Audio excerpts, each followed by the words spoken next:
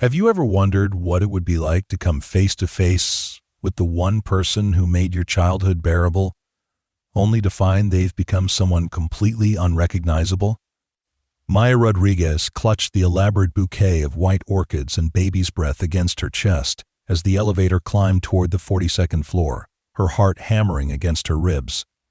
The man who answered the penthouse door was devastatingly handsome, impeccably dressed in a charcoal suit that probably cost more than her monthly rent, and his steel gray eyes held not even a flicker of recognition. But when she whispered her name, everything changed. Before we carry on, please hit the subscribe button to make my day, and let me know where you are watching from in the comments. The morning had started like any other Tuesday for Maya Rodriguez. She arrived at Petals Stems 20 minutes early, as was her habit, unlocking the small flower shop with the brass key Mrs. Patterson had entrusted to her 6 months ago. The familiar scent of roses, eucalyptus, and fresh soil welcomed her as she flipped on the lights, illuminating the cozy space filled with bursts of color from every corner. Maya had always found solace among the flowers, their silent beauty a stark contrast to the chaos that often swirled in her mind.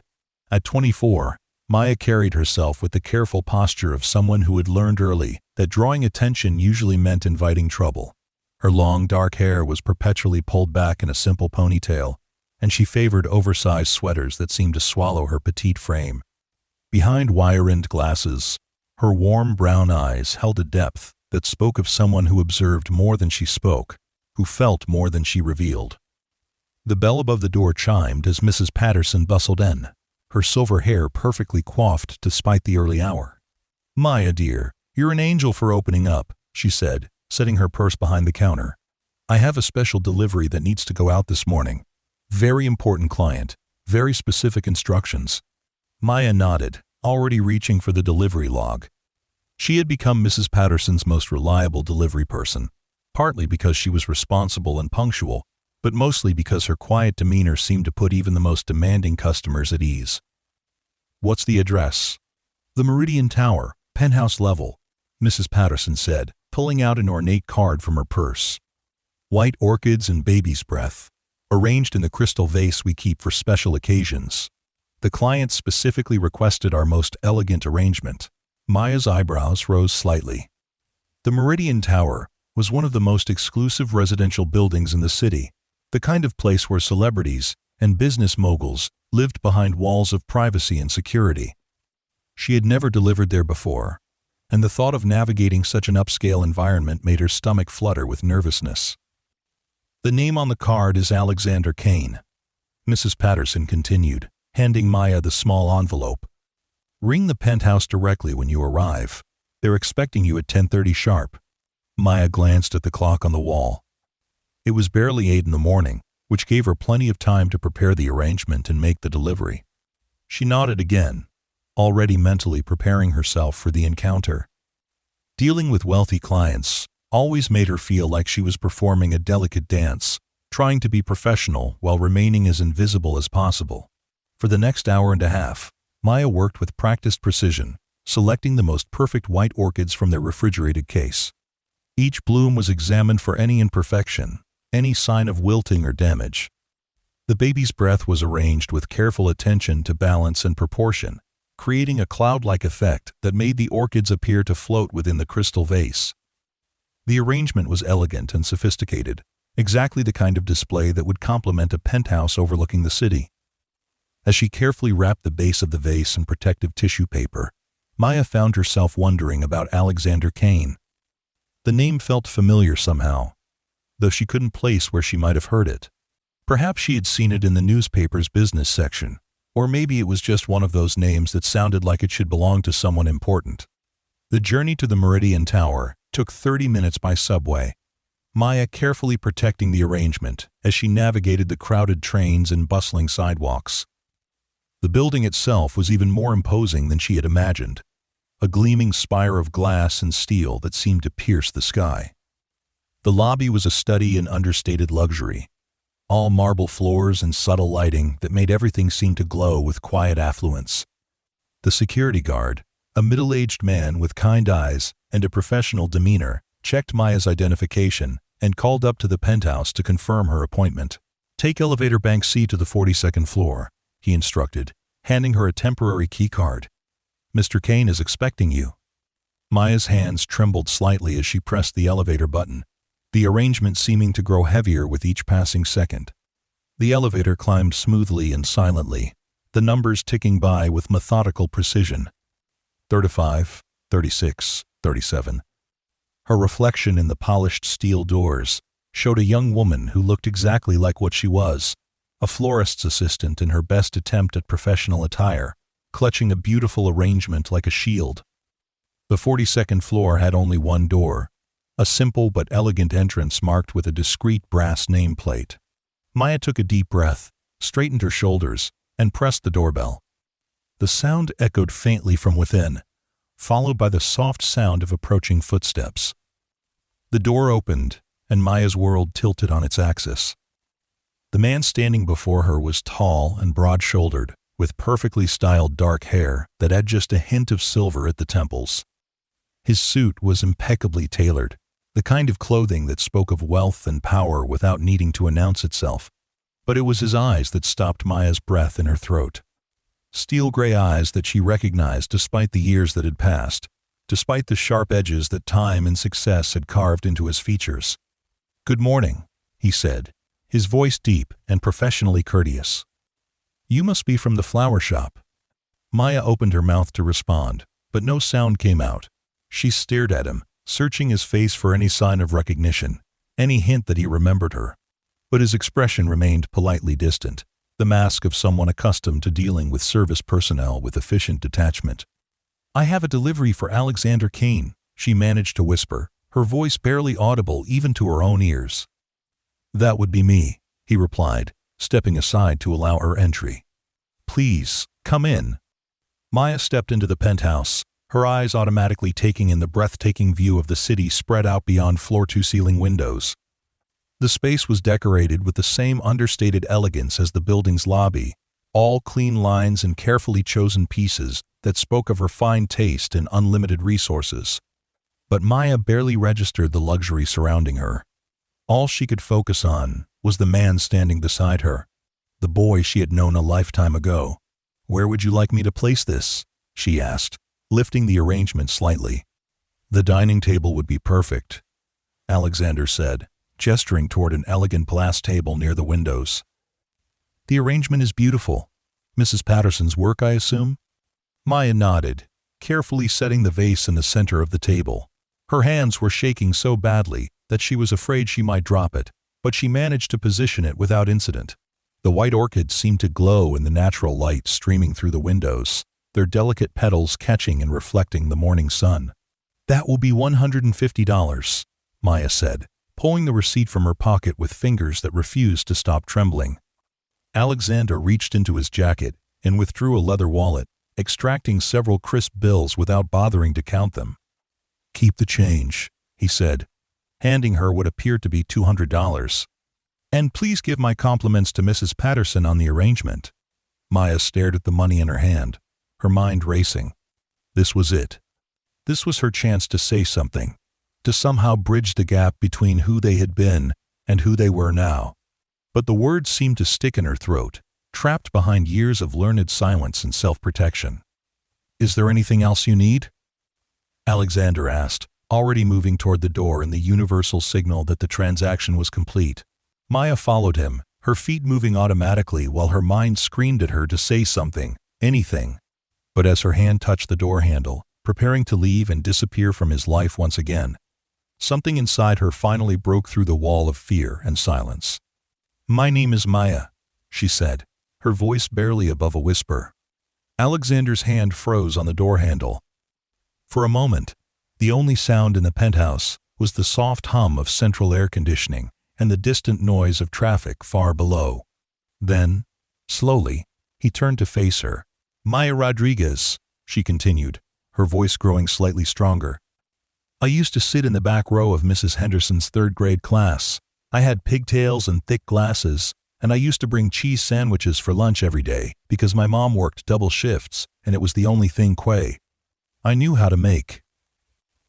The color drained from Alexander's face. His steel gray eyes widened, and for a moment, Maya could see past the polished exterior to the boy she had known. The boy who had shared his cookies with her when she forgot her lunch money. The boy who had walked her home when the bigger kids were being mean. The boy who had been her first and only real friend before his family moved away and left her world a little darker. Maya, he breathed, her name falling from his lips like a prayer or a curse. Oh my God, Maya. They stood there in the doorway, 24-year-old Maya and 30-year-old Alexander, seeing each other clearly for the first time in 16 years. The successful CEO and the shy florist's assistant, connected by memories of childhood friendship and the kind of pure, uncomplicated affection that only children could share. I can't believe it, Alexander said, running a hand through his perfectly styled hair and destroying its careful arrangement. I can't believe it's really you. You look exactly the same. Different, but exactly the same. Maya felt tears prick at the corners of her eyes. You look different, she said softly. But your eyes are exactly the same. For a long moment, they simply stared at each other, years of separation and the weight of their different paths hanging in the air between them. Maya could see Alexander struggling with something, emotions warring behind his carefully controlled expression. Would you like some coffee? He finally asked, the formal politeness of his tone at odds with the raw vulnerability in his eyes. I mean, if you have time, I know you're probably working. Maya glanced at her watch. She had 3 more deliveries scheduled before noon, but the thought of walking away from Alexander now, after finding him again so unexpectedly, was impossible to contemplate. I have a few minutes, she said.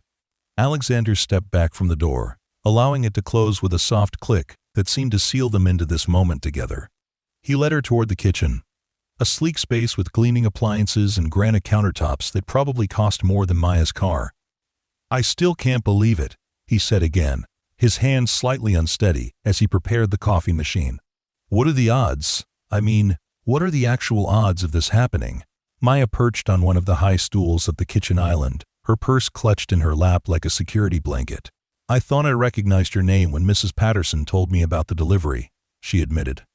But I never imagined, I thought maybe you had the same name as someone else. Alexander turned to face her, leaning against the counter as the coffee machine hummed to life behind him. Maya Rodriguez, he said, as if testing the name on his tongue.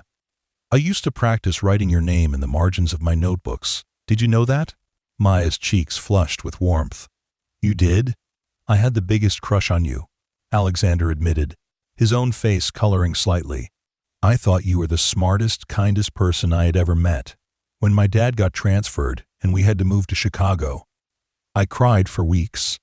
I kept asking my parents if I could write to you, but they said it would be easier to make new friends if I wasn't always thinking about the old ones. The coffee machine beeped, but neither of them moved to acknowledge it. Maya felt as if she were living in a dream, a strange and wonderful dream where the boy who had been her whole world for 3 precious years was standing in front of her as a grown man, admitting that he had cared about her as much as she had cared about him. I looked for you, she said quietly. When I got older and learned how to use the internet, I tried to find you. But Kane is a common name, and I didn't know where you had moved. Alexander poured 2 cups of coffee, his movements automatic and distracted. I looked for you too, he said. But Rodriguez is even more common than Kane, and I wasn't even sure you still lived in the same city. He handed her a cup, their fingers brushing briefly in the exchange. Maya felt a jolt of electricity at the contact, the same kind of awareness that had always existed between them, even as children. It was the feeling of finding someone who understood you completely, someone who saw past all the walls and pretenses to the person you really were underneath. So, Alexander said, settling onto the stool beside her. Tell me everything. What have you been doing for the past 16 years? Maya wrapped her hands around the warm coffee cup, using it as an anchor to keep herself grounded in this surreal moment. Not much to tell, really, she said with a self-deprecating smile. I finished high school, went to community college for a couple of years. I've been working at the flower shop for about 2 years now. It's quiet work, and I like being around beautiful things. Are you happy? Alexander asked, the question carrying more weight than its simple words suggested. Maya considered the question carefully. I'm content, she said finally. I have a small apartment that I can afford, the job that doesn't stress me out too much. And Mrs. Patterson is kind to me. I read a lot, I have a cat named Hemingway, and I volunteer at the animal shelter on weekends. It's not an exciting life, but it's mine. Alexander nodded, but Maya could see something like sadness flickering in his eyes. And relationships? He asked carefully. Do you have someone special? Maya shook her head, feeling heat rise in her cheeks again. I'm not very good with people, she admitted. I never really learned how to connect with anyone the way I connected with you. It sounds pathetic when I say it out loud. It doesn't sound pathetic, Alexander said firmly. It sounds honest, and for what it's worth, I know exactly what you mean. Maya looked up at him in surprise. Really? But you're obviously successful. You live in this incredible place. You must have your pick of people who want to be with you. Alexander's laugh was bitter and entirely without humor. Success is a funny thing, Maya. It gives you a lot of things, but it doesn't necessarily give you the things that matter most. I've built walls around myself so high that sometimes I forget there's supposed to be a person living, quote, inside them. They sat in comfortable silence for a moment, sipping their coffee and processing the strangeness of their reunion. Maya found herself studying Alexander's profile, noting the ways that time had changed him. The softness of childhood had been replaced by sharp angles and defined features. His shoulders were broader, his presence more commanding. But when he smiled, really smiled, she could still see traces of the boy who had been her best friend. What about you? Maya asked eventually. What have you been doing all these years?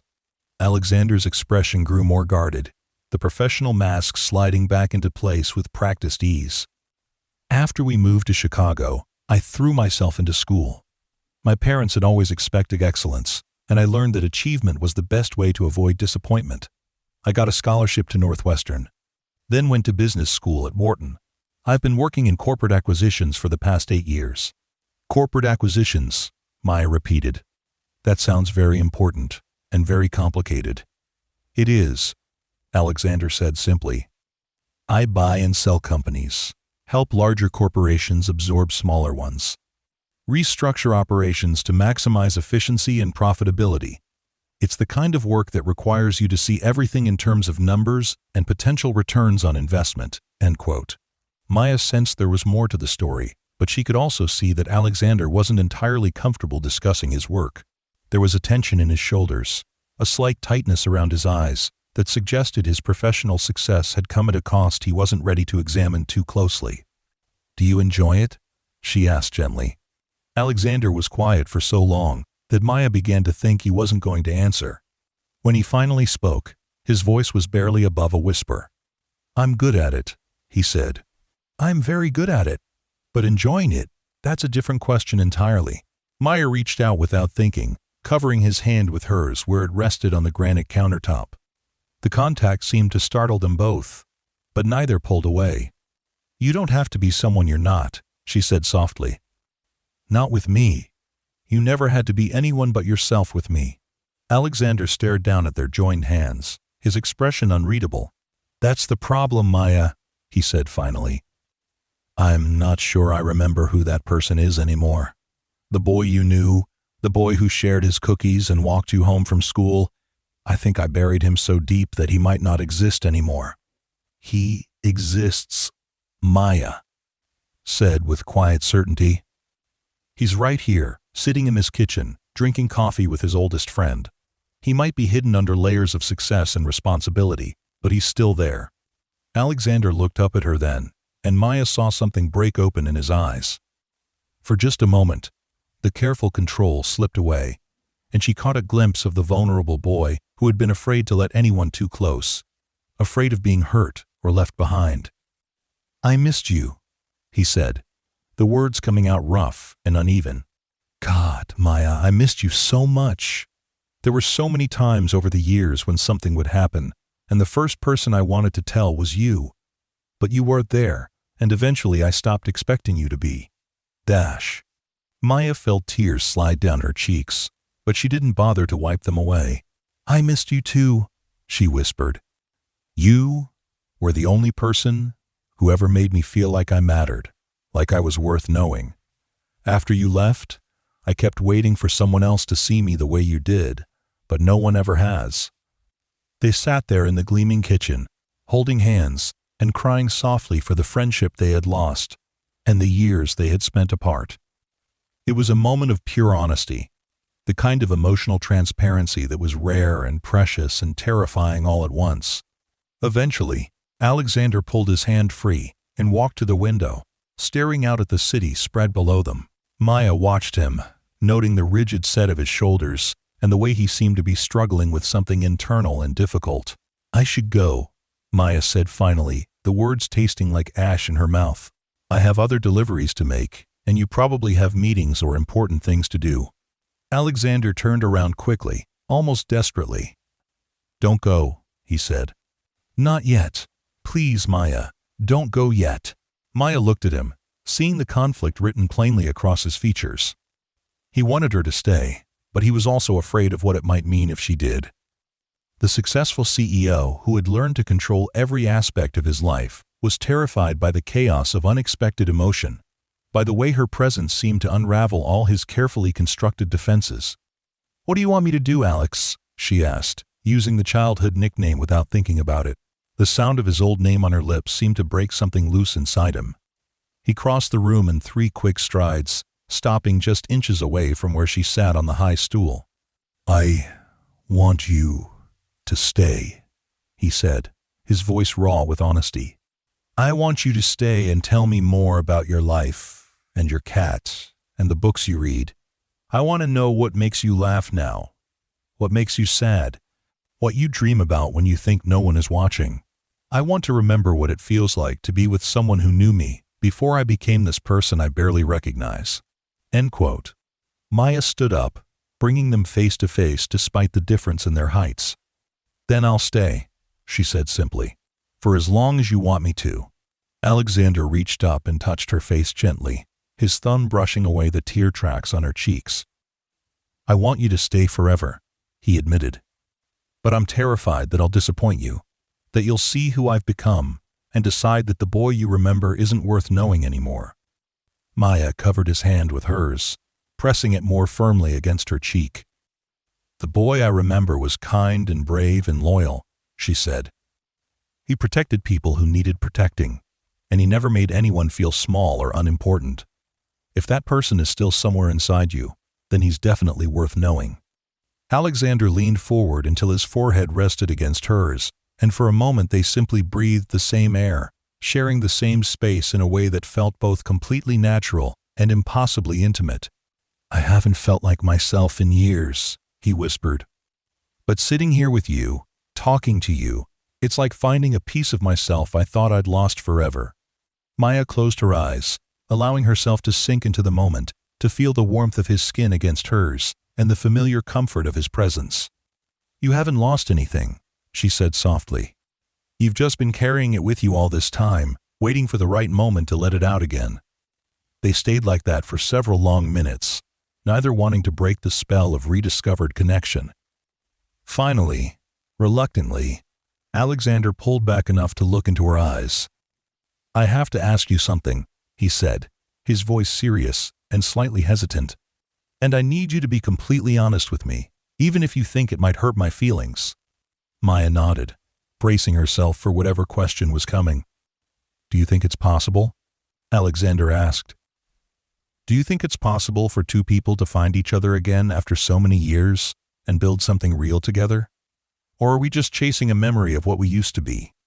Maya considered the question carefully, weighing her words before she spoke. "I think," she said slowly, "that we're not the same people we were when we were 8 years old. We've both changed, grown up, been shaped by experiences the other person wasn't part of. But I also think that the connection we had, the thing that made us understand each other so completely, that hasn't changed. It's still there, maybe even stronger than before." Alexander's eyes searched her face, looking for any sign of doubt or uncertainty. "You really believe that?" "I do," Maya said, and she was surprised by how certain she sounded. But I also think that if we want to build something real together, we have to be willing to get to know who we are now, not just who we used to be. We have to be willing to be honest about the ways we've changed, even if some of those changes aren't entirely positive. Alexander nodded slowly, understanding the wisdom in her words. That's fair, he said. That's more than fair. The question is, are you willing to take that risk? Are you willing to let me get to know the woman you've become, knowing that I might not be the same person you remember? Maya smiled, the first truly relaxed smile she had given since walking into the penthouse. I think I'd be willing to take that risk, she said. But only if you promise me something. Anything, Alexander said immediately. Promise me that you won't try to be someone you're not just to impress me, Maya said. I don't need you to be perfect, Alex. I just need you to be real. Alexander's smile was answer enough, but he nodded anyway. I promise, he said. Though I have to warn you, the real me comes with a lot of baggage and some pretty significant flaws. Good, Maya said, grinning at him. The real me is socially awkward and talks to her cat like he's a person and cries at coffee commercials. Perfect people are boring. Alexander laughed, the sound genuine and unguarded in a way that Maya had never heard before. It was the laugh of someone who had forgotten how to be happy and was just remembering what it felt like.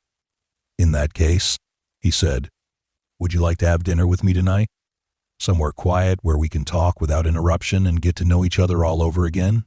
Maya felt a flutter of nervousness in her stomach, but it was the good kind of nervousness, the kind that came with new possibilities and second chances.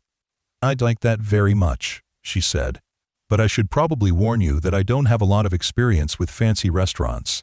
I'm more of a pizza and takeout kind of person. Perfect, Alexander said. I know a little Italian place, about 6 blocks from here.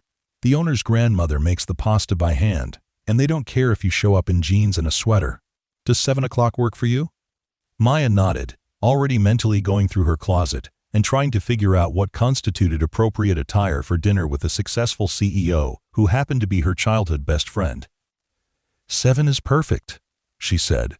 Alexander walked her to the door, both of them moving slowly as if reluctant to end this unexpected reunion. At the threshold, Maya turned back to face him one more time. Alex, she said, her voice soft but serious. Thank you for remembering me. Thank you for seeing me. Alexander reached out and took her hand, squeezing it gently. Thank you for saying my name, he replied. Thank you for giving me permission to remember who I used to be. Maya left the penthouse with her heart racing and her mind spinning with possibilities. The remainder of her deliveries passed in a blur of automatic motions and distracted thoughts. She found herself smiling at random moments, catching her reflection in storefront windows, and being surprised by the brightness in her own eyes. That evening, Maya stood in front of her bedroom mirror, trying on her third outfit and feeling increasingly frustrated with her limited wardrobe. Nothing seemed right for dinner with Alexander. Too casual, and she'd look like she didn't care enough to make an effort. Too formal, and she'd look like she was trying too hard to impress him. Finally, she settled on a simple navy blue dress that she had bought for a friend's wedding, but never worn anywhere else. It was modest, but feminine, comfortable, but not too casual. She left her hair down for once, letting it fall in soft waves around her shoulders, and applied just enough makeup to enhance her features without looking overdone. The Italian restaurant that Alexander had chosen was exactly as he had described it, small and intimate with checkered tablecloths and the warm glow of candlelight. Maya spotted him immediately, sitting at a corner table and looking impossibly handsome in dark jeans and a gray sweater that made his eyes look even more striking than usual. He stood when he saw her approaching, and Maya was touched by the old-fashioned courtesy of the gesture. "You look beautiful," he said, pulling out her chair with a smile that seemed to light up his entire face. "Thank you," Maya said, settling into her seat and trying to calm the butterflies that were doing acrobatics in her stomach. "This place is lovely, very cozy. I've been coming here for about 3 years," Alexander said, taking his seat across from her. "The food is incredible, and it's one of the few places in the city where you can actually have a conversation without shouting over the noise." They ordered wine and appetizers, falling into easy conversation as they waited for their food. Maya found herself relaxing despite her initial nervousness, remembering how natural it had always been to talk to Alexander. He had the rare gift of making whoever he was with feel like the most important person in the world, giving them his complete attention and listening to their words as if they contained vital secrets. "So, tell me about the flower shop," Alexander said, leaning forward with genuine interest. "How did you end up working there?" Maya twirled her wine glass between her fingers, thinking about how to explain her unconventional career path. "I was working at a bookstore after college," she said. "It was fine, but not particularly fulfilling. One day I was walking past petal stems, and I saw Mrs. Patterson struggling with a heavy delivery. I stopped to help her, and we ended up talking for about an hour. She mentioned that her previous assistant had just quit, and something about the shop just felt right to me." "What felt right about it?" Alexander asked. Maya considered the question carefully. "I think it was the idea of creating something beautiful for people during important moments in their lives," she said finally. "Weddings, anniversaries, apologies, celebrations, funerals. Flowers are part of all the moments that matter most to people. There's something meaningful about being part of that, even in a small way." Alexander nodded, understanding flickering in his eyes. "That makes perfect sense," he said. "In my work, I'm constantly dealing with numbers and projections and profit margins. Everything is about efficiency and maximizing returns. Sometimes I forget that there are jobs where the goal is simply to make people's lives a little more beautiful." Their main courses arrived, giving them both a moment to process the conversation. Maya found herself studying Alexander's face as he ate, noting the small changes that time had wrought. There were lines around his eyes that spoke of stress and long hours, and his hands, once soft and unmarked, now bore the calluses and scars of adult life. "Can I ask you something?" Maya said as they shared a dessert of tiramisu that was almost too rich to finish. "Of course," Alexander replied. "Earlier today, when you were talking about your work, you seemed, I don't know, conflicted about it. Do you regret the choices you've made, the path you've taken?" Alexander set down his fork and leaned back in his chair, considering her question with the same careful attention he had given all her words throughout the evening. "Regret is a strong word," he said finally. "I don't regret the education I received or the skills I've developed. I don't regret the financial security I've achieved or the opportunities I've been given. But I do sometimes wonder what would have happened if I had made different choices. If I had prioritized different things." "What kinds of things?" Maya asked gently. Alexander looked out the restaurant window at the people walking by on the sidewalk, couples holding hands, and friends laughing together. "Relationships," he said quietly. "Community.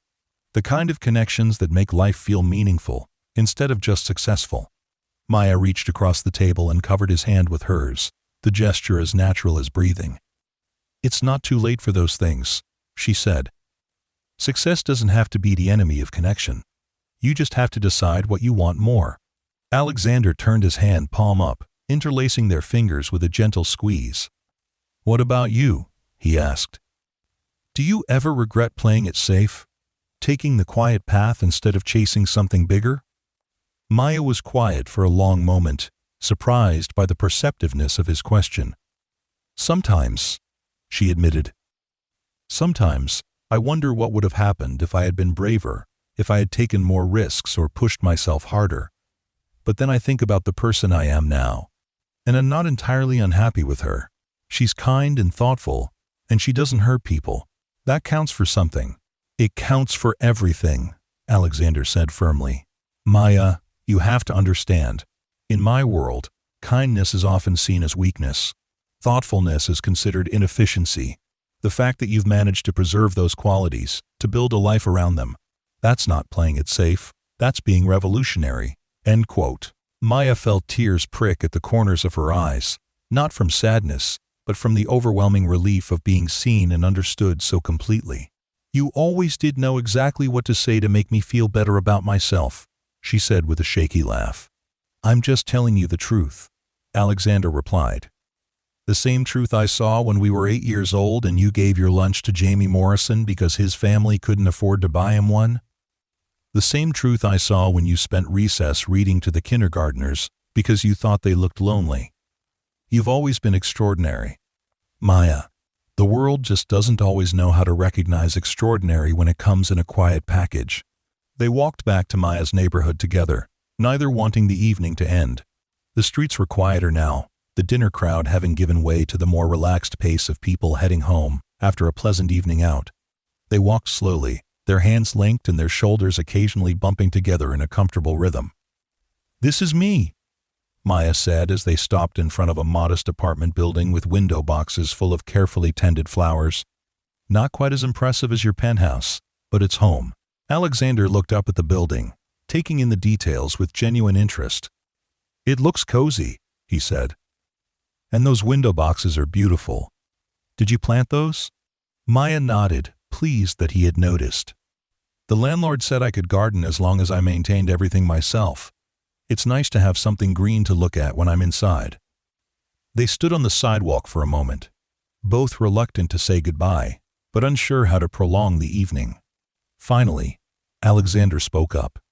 "Maya," he said, his voice slightly uncertain, "I know we've only just found each other again, and I don't want to move too fast or assume too much, but I have to ask, would you like to see me again? Not just for dinner, but regularly. I mean, would you be interested in exploring whatever this is between us?" Maya looked up at him, seeing the vulnerability in his eyes and the hope he was trying to keep carefully controlled. "I would like that very much," she said softly. "But I think we should take it slowly. We have 16 years to catch up on, and I want to make sure we're building something real, not just trying to recapture something that existed a long time ago." Alexander nodded, relief evident in his expression. "Slowly is good," he agreed. "I want to do this right, Maya. I want to be the kind of person who deserves you." Maya reached up and touched his cheek gently, the same way she used to comfort him when they were children and he was worried about his father's temper or his mother's expectations. "You already are," she said simply. "You are. Just need to remember it." Alexander leaned into her touch, closing his eyes for a moment as if absorbing the comfort she offered. When he opened them again, Maya could see something shift in his expression, a softening around the edges that made him look more like the boy she remembered. "Can I call you tomorrow?" he asked. "I'd like that," Maya replied. "I work until 6, but after that I'm free." Alexander smiled, the expression transforming his entire face. "Then I'll call you at 6:30, he said. "And Maya, thank you. For tonight, for this afternoon, for giving me a chance to remember who I used to be." Maya stood on her tiptoes and pressed a soft kiss to his cheek, the gesture innocent but loaded with promise. "Thank you for seeing me," she whispered against his skin, "for really seeing me." Alexander watched from the sidewalk as Maya climbed the steps to her building, waiting until she was safely inside before turning to walk back toward his own neighborhood. As he made his way through the quiet streets, he found himself thinking about the conversation they had shared, about the way Maya had looked at him with such complete acceptance and understanding. For the first time in years, Alexander felt something stirring inside him that had nothing to do with professional achievement or financial success. It was hope, pure and simple, the kind of hope that came with second chances and unexpected gifts. Maya had walked back into his life carrying flowers, and somehow she had managed to plant something beautiful in the barren landscape of his carefully controlled existence. The next few weeks fell into a pattern that both surprised and delighted them both. Alexander called Maya every evening at 6:30 sharp, and their conversations stretched long into the night as they shared stories about their separate journeys through adolescence and early adulthood. Maya learned about Alexander's struggles with his demanding parents, his lonely years in boarding school, and the pressure he had felt to excel at everything he attempted. Alexander discovered that Maya had struggled with severe anxiety throughout high school, that she had dropped out of college twice before finally completing her degree, and that she had spent years in therapy learning to value herself despite the world's tendency to overlook quiet people. They began meeting for coffee twice a week, always at the same small cafe near Maya's apartment. It was a modest place, with mismatched furniture an owner who remembered everyone's order. The kind of establishment that felt more like someone's living room than a business. Alexander found himself looking forward to these meetings with an intensity that surprised him, counting down the hours until he could see Maya's face light up when he walked through the door. On their fourth coffee date, Maya arrived to find Alexander already seated at their usual table, but instead of his typical business attire, he was wearing jeans and a simple button-down shirt. The change was subtle but significant, and Maya couldn't help but smile at the evidence of his gradual relaxation. "You look different," she said, settling into the chair across from him. Alexander glanced down at his clothes with a self-conscious smile.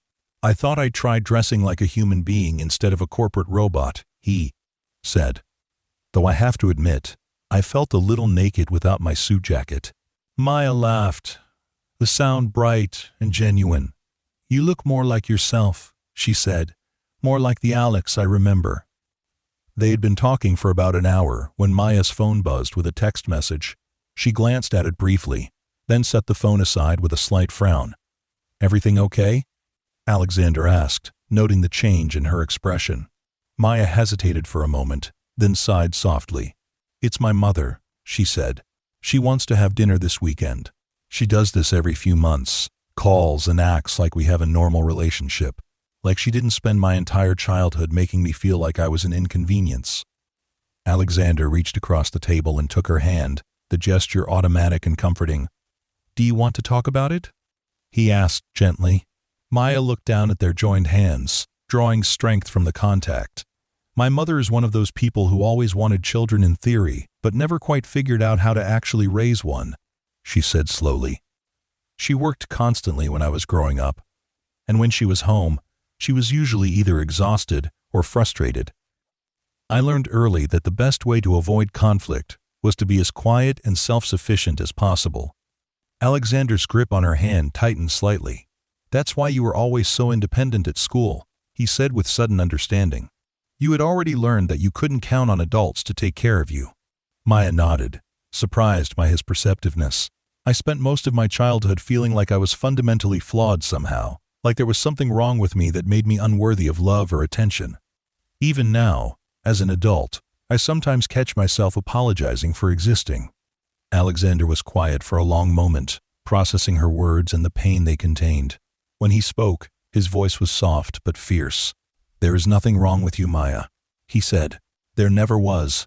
You were a child who deserved love and attention and care, and the fact that you didn't receive those things consistently says nothing about your worth, and everything about the people who were supposed to provide them." Maya felt tears threaten at the corners of her eyes, not from sadness, but from the overwhelming relief of being defended so completely. "How do you always know exactly what I need to hear?" she asked. "Because I know you," Alexander replied simply. "I've always known you, even when we were apart. The core of who you are, the kindness and strength and resilience that never changed." Maya wiped away a tear that had escaped despite her efforts to contain it. "What about you?" she asked.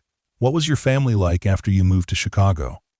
Alexander's expression grew more guarded, the professional mask sliding back into place with practiced ease. "Demanding," he said after a moment. "My father was a successful attorney, and my mother came from money. They had very specific expectations about achievement and success, and failure was not an option in our household." "That sounds lonely," Maya said gently.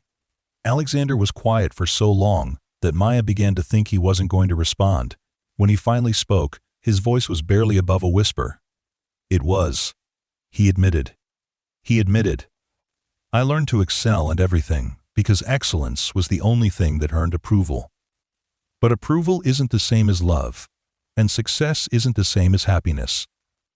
It took me years to figure that out." Maya squeezed his hand, offering silent support as he continued. "I think that's why I threw myself so completely into my career," Alexander said. "Achievement was the only language I knew how to speak, only way I knew how to prove my worth. But the more successful I became, the more isolated I felt. Success is a very lonely companion." They sat in comfortable silence for a few minutes, each lost in their own thoughts about the ways that childhood experiences had shaped their adult selves. Finally, Maya spoke up. "We're quite a pair, aren't we?" she said with a rueful smile. The girl who learned to disappear, and the boy who learned to achieve. Alexander smiled back, his expression lighter than it had been moments before. Maybe that's why we understand each other so well, he said. We both learned to protect ourselves in different ways, but we both know what it feels like to be lonely. Maya nodded, feeling the truth of his words resonate deep in her chest. The difference is, she said, we don't have to be lonely anymore. Not if we don't want to be. Alexander's smile widened, and for a moment he looked exactly like the 8-year-old boy who had shared his cookies and walked her home from school. No, he agreed. We don't. That weekend, Maya found herself standing in front of her mother's house, a modest suburban home with a perfectly manicured lawn and flower beds that looked like they had been arranged by a magazine photographer. She took a deep breath, steeling herself for the emotional minefield that family dinners always represented. Her mother, Eleanor Rodriguez, opened the door with a bright smile that didn't quite reach her eyes. She was a handsome woman in her early 50s, with the same dark hair and brown eyes as Maya.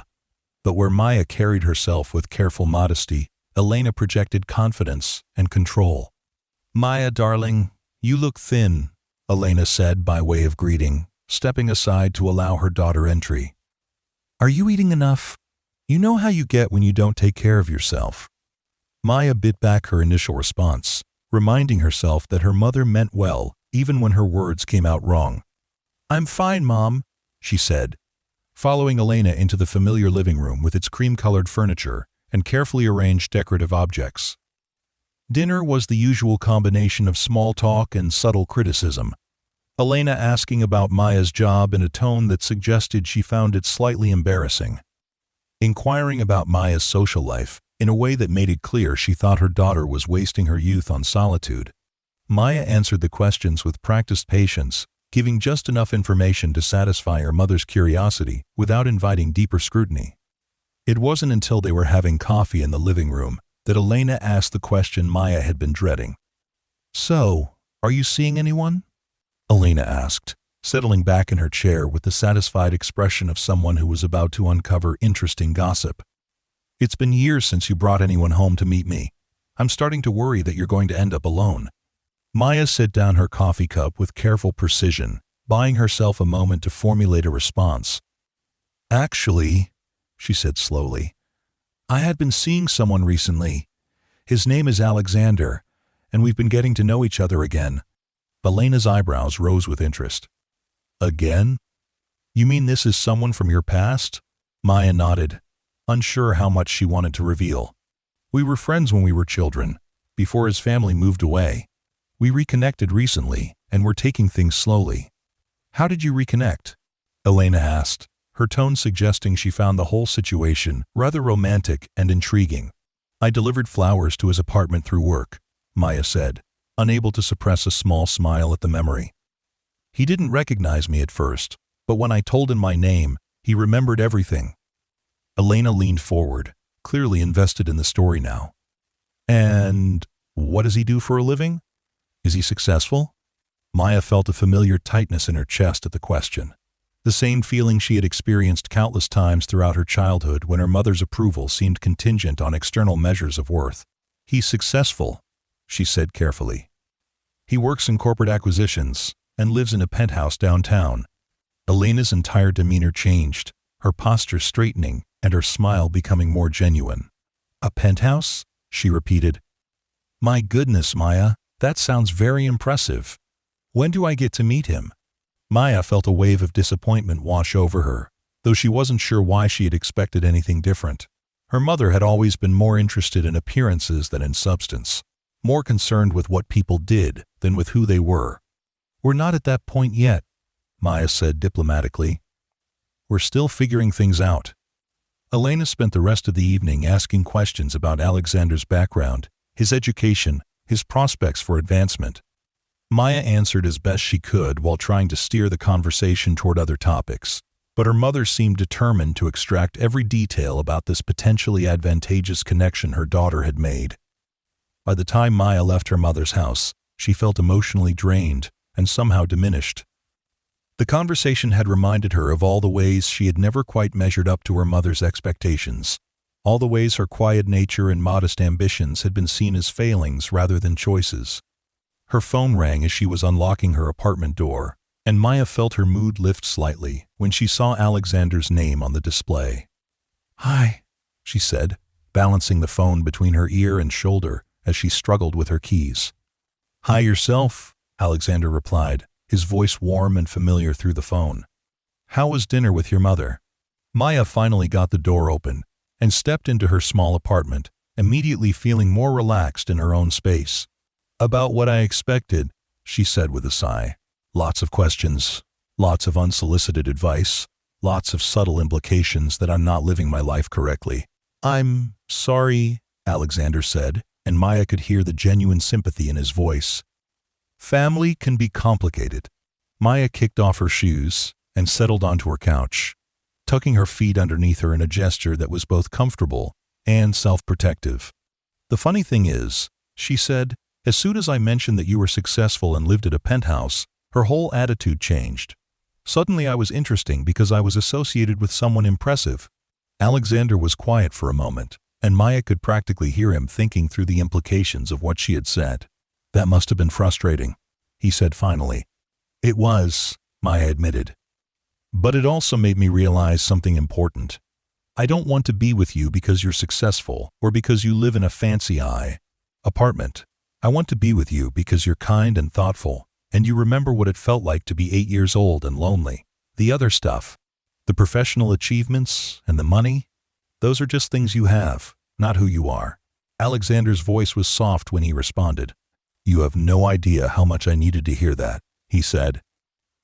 "Sometimes I worry that success is the only thing I have to offer, that without it, I'm just an ordinary person who isn't particularly interesting or worthwhile." Maya felt her heart ache for him, for the boy who had learned to equate his value with his achievements. "Alex," she said gently, "you are so much more than your success. You're funny and intelligent, and you have this way of making people feel heard and understood. You're generous with your time and your attention, and you see beauty in things that other people overlook. Those qualities have nothing to do with your job or your bank account." End quote. Alexander was quiet for so long that Maya began to worry she had said something wrong. When he finally spoke, his voice was thick with emotion. "I don't think anyone has ever described me that way before," he said. "In my world, people usually focus on what I've accomplished, not on who I am as a person." "Then you've been spending time with the wrong people," Maya said firmly. "The right people will see your heart first, and everything else second." They talked for another hour, the conversation meandering through topics both serious and lighthearted.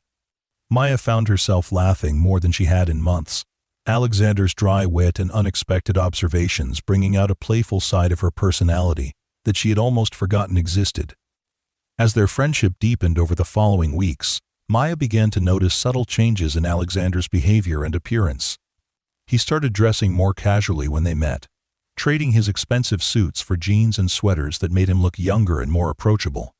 He began talking about his work with less enthusiasm and more criticism, questioning the ethics of some of his company's practices and expressing frustration with the competitive, cutthroat culture that dominated his industry. One evening, as they walked through the park near Maya's apartment, Alexander brought up a topic that had clearly been weighing on his mind. "I've been thinking about making some changes," he said, his hands shoved deep in his pockets as they strolled along the tree-lined path. Maya glanced up at him, noting the tension in his shoulders and the thoughtful expression on his face. "What kind of changes?" she asked. Alexander was quiet for a moment, as if gathering his courage. "I think I want to leave my job," he said finally. "I've been successful at it, and the money is excellent, but I don't think I can continue doing work that feels fundamentally meaningless to me." Maya stopped walking, turning to face him with surprise and concern. "That's a big decision," she said carefully. "Are you sure you've thought it through completely?" Alexander nodded, his expression more determined than she had ever seen it. "I've been thinking about it for months, actually. Ever since we reconnected, I've been questioning everything about the life I've built. I keep asking myself if this is really what I want, if this is the person I want to be. Maya reached out and took his hand, offering silent support as he continued to work through his thoughts out loud. The thing is, Alexander said, I have enough money saved to last for years, even if I never work again. I could afford to take some time to figure out what I actually want to do with my life. What kind of work would feel meaningful, instead of just profitable? Maya squeezed his hand gently. What would you want to do? She asked. If money weren't a consideration, what kind of work would make you happy? Alexander's smile was tentative, but genuine. I've always been interested in education, he said. When I was in business school, I used to tutor undergraduates who were struggling with economics and finance. I loved seeing the moment when a concept finally clicked for them, when they went from confusion to understanding. Maya felt a warm glow of pride spread through her chest. That sounds perfect for you, she said. You have such a gift for explaining complex things in ways that make sense. Alexander looked down at her with an expression of gratitude and wonder. You really think so? He asked. I know so, Maya replied firmly. You've been teaching me things since we were 8 years old. You have patience and insight and the ability to meet people where they are instead of where you think they should be. Those are rare gifts, Alex. They continued walking in comfortable silence, both lost in thought about the implications of such a major life change. Finally, Maya spoke up again. Can I ask you something? She said. Always, Alexander replied. Maya took a deep breath, gathering her courage for a question that had been nagging at her for weeks. Are you thinking about making these changes because you genuinely want to, or because you think they'll make you more worthy of being with me? Alexander stopped walking abruptly, turning to face her with a look of surprise and something that might have been hurt. What do you mean? He asked. Maya met his gaze steadily, though her heart was racing with nervousness. I mean that I don't want you to change your entire life just to impress me or to prove that you're not the person you used to be, she said. I fell in love with you, Alex. Not with some idealized version of who you might become, but with exactly who you are right now, complicated and successful and struggling with your identity. Alexander stared at her for a long moment, his eyes wide with shock. You fell in love with me? He repeated softly. Maya felt heat flood her cheeks as she realized what she had just admitted. She began, then stopped and took a deep breath. Yes, she said simply. I did. I have. Alexander stepped closer to her, his hands coming up to frame her face with infinite gentleness. Maya, he said, his voice rough with emotion. I've been in love with you since we were 8 years old. I never stopped loving you. Not for a single day in all the years we were apart. Maya felt tears spring to her eyes, but they were tears of joy rather than sadness. Really? She whispered. Really, really, Alexander confirmed, leaning down until his forehead rested against hers. And you're right, I don't want to change my life to impress you or to prove anything. I want to change it because being with you has reminded me of who I am when I'm not trying to be someone else. I want to change it because I want to build a life that has room for love and connection and meaning, not just success. Maya closed her eyes, allowing herself to sink into the moment, to feel the warmth of his skin against hers and the solid reality of his presence. I love you too, she said, the words coming out like a prayer. I love you exactly as you are. Alexander kissed her then, soft and sweet and filled with 16 years of longing and hope. Maya melted into him, her arms winding around his neck as she kissed him back with all the love and trust and vulnerability she had been holding inside for so long. When they finally broke apart, both were breathing hard and smiling with the kind of joy that comes from being completely seen and accepted by another person. So what happens now? Maya asked, her voice slightly breathless. Alexander smiled, the expression transforming his entire face. Now we figure it out together, he said. We take our time, we make our decisions carefully, and we build something beautiful and real and lasting. Maya nodded, feeling a sense of rightness settle into her bones. Together? She agreed. 6 months later, Maya stood in the doorway of Alexander's penthouse, watching him pack boxes with the same methodical precision he brought to everything else. He had given his notice at the firm 3 months, earlier, and today was his last day in the apartment that had once represented the pinnacle of his professional success. Any regrets? Maya asked, settling onto the couch with a cup of coffee and observing his progress. Alexander paused in his packing, considering the question seriously. "None," he said finally. "Well, maybe one small regret." Maya raised an eyebrow in question. "I regret that it took me so long to remember who I really am," Alexander said, crossing the room to sit beside her. "I regret all the years I spent trying to be someone else's version of successful instead of my own version of happy." Maya leaned against his shoulder, fitting perfectly into the space beside him, as if she had been designed to be there. "But you figured it out eventually," she said. "That's what matters." Alexander had accepted a position teaching economics at the local community college, a job that paid a fraction of his previous salary, but filled him with a sense of purpose he had never experienced in the corporate world.